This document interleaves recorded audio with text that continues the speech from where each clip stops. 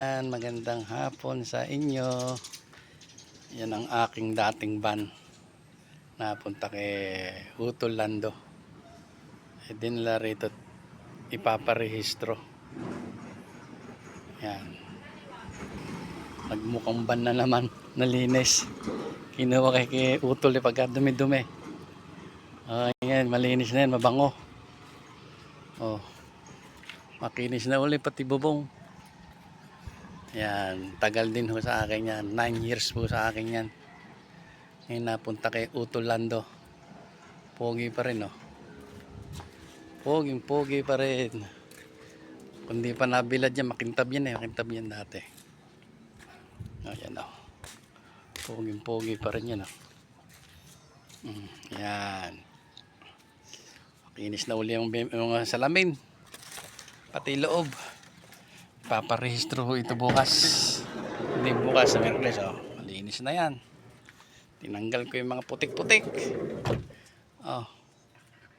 Malinis na uli. Pagbalik kay Utol uli nito, kulay manok na naman to. Puro manok na naman, oh. Makinis na yung sahig niyan. Lahat nilinis ko. Maganda pang sumarado ang pintuan niyan. Pati loob nilinis ko. Papalitan ko ng sapin. Yung ano niya. Yung basa, ang baho. Ayan, oh, nilinis ko yan. Finish na naman yung salamin niya pagka na tanggal pa yung acid rain yan. Yan ang kanya, no. Tagal niya sa akin, marami ng karanasan sa akin tong van na ito. Saan na nakarating to? So Baguio, Tagaytay, Antipolo.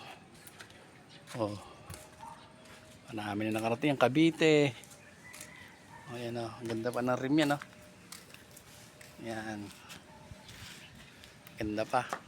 Kuminis uli. Malinis. Utol ay hindi maasikaso eh.